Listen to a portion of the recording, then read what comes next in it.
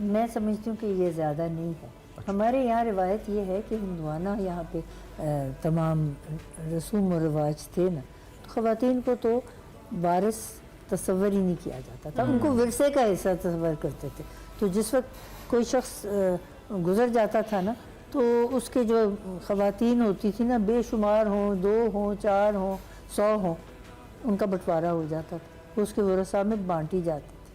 इस्लाम ने ये सब चीज़ें जो है ना इसमें तब्दीली की और एक खातून को वारिस बनाया। वारिस उसको बनाया लेकिन आधा, मर्द का हिस्सा दुगना है, औरत का। अब मुझे याद है, मैं जब से मुझे शऊर हासिल हुआ तो मैं ख़वातीन के हकूक़ के लिए बहुत कोशिश करती रही। तो ये हर वक्त बहस होती थी क्योंकि औरतों का हिस्सा आधा क्यों। मैंने कहा देखिए उनका हिस्सा आधा इसलिए कि उनकी कोई जिम्मेदारी ही नहीं है। वाह, ज़बरदस्त। सबसे बड़ी बात यह है कि जो मर्द है उसने बीवी को भी कफालत करनी है, बच्चों की कफालत करनी है, घर के तमाम अखराजात माँ बाप की भी उसने जो है उठाने। माँ बाप की जिम्मेदारी दोनों पे होती है, अच्छा, औरत पे भी और मर्द पे भी। ठीक। लेकिन जहाँ पे ये हिस्से बंटते हैं ना, वहाँ पे इसलिए औरत को आधा मिलता है कि उसकी तो कोई जिम्मेदारी है ही नहीं। वो जो कमाए, और ये कुरान मजीद में लिखा हुआ है कि जो औरतों ने कमाया वो उनका है, जो मर्दों ने कमाया वो उनका है। किसी मर्द को ये हक नहीं है कि अपनी बीवी की कमाई उससे ले। और हालांकि ये होता यहाँ है कि कोई भी औरत कहीं अगर मुलाजमत कर रही है ना, तो जाके ऑडिटर जनरल के ऑफिस में लिखा दिया कि जी मैं उसका हूँ वकील और मैं ही उसकी लेने आऊँगा तनख्वाह, और तनख्वाह ले जाते हैं और बीवी के हाथ में कभी कुछ आता ही।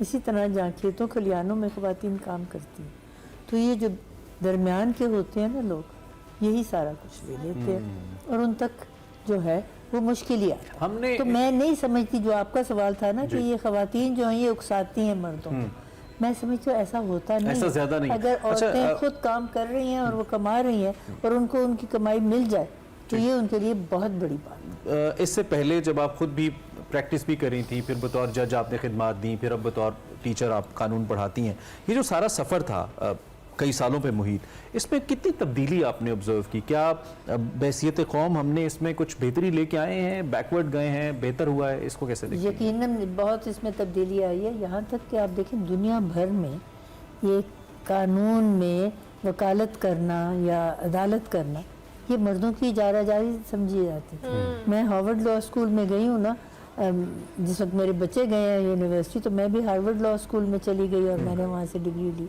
लेकिन मैं गई हूँ तो मैंने 1986 में वहाँ से डिग्री, और 2010 में उन्होंने एक बहुत बड़ा जश्न मनाया, 50 years of women at Harvard law school. उससे पहले हार्वर्ड लॉ स्कूल में नई ख़वातीन को इजाज़त थी, हमारे यहाँ नहीं थी। तो मैं समझती थी कि यहाँ क्योंकि हमारे पास हिंदुआना तहजीब है, लेकिन वहाँ भी नहीं थी। और ये जून बेडर गिन्सबर्ग जो बहुत मशहूर सुप्रीम कोर्ट की गुजरी हैं पिछले साल, उनकी खातून जज, वो कहती थी मैं रहती थी बॉस्टन में, हार्वर्ड लॉ स्कूल वहाँ था, मैंने दाखिला लेने की कोशिश की, उन्होंने मुझे नहीं दाखिला दिया। फिर मुझे कोलंबिया जाना पड़ा, कोलंबिया से मैं डिग्री लेके वापस आई। तो जब मैं वहाँ अप्रेंटिसशिप करना चाह रही थी या जूनियर बनना चाह रही थी किसी लॉ फर्म में, तो वो लेते नहीं थे। वो कहते थे औरतों को क्या आता है। यानी ये सिर्फ यहाँ नहीं, हर जगह है ये मामला। तमाम दुनिया में यही बात थी। तो तब्दीली तो यकीनन आई है।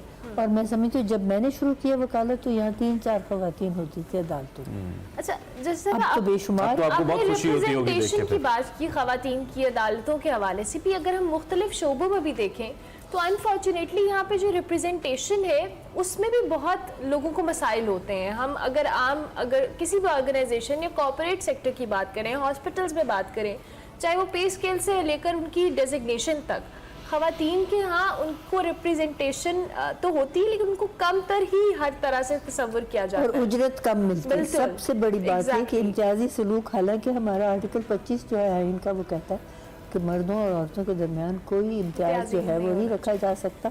और जिस वक्त इश्तिहार अब देती है ना रियासत की तरफ से, कोई भी इश्तिहार निकलता है कोई कौमी इदारे, तो कहते हैं the government is an equal opportunity employer. अब रखने के वक्त तो वो रख लेते हैं, जिनके पास वो असनाद होती हैं जो ज़रूरत है उनको, लेकिन पे स्केल उस वक्त तो शायद हो, लेकिन जब प्रमोशन का वक्त आता है तो वो ऊपर तो बैठे हुए मर्द, वो उनको प्रमोशन उस तरह नहीं देते, तो कहते हैं ना ऊपर शीशे की छत है जी जिसमें से खवातीन देख तो सकती हैं और पहुंच गुजरना बहुत मुश्किल है।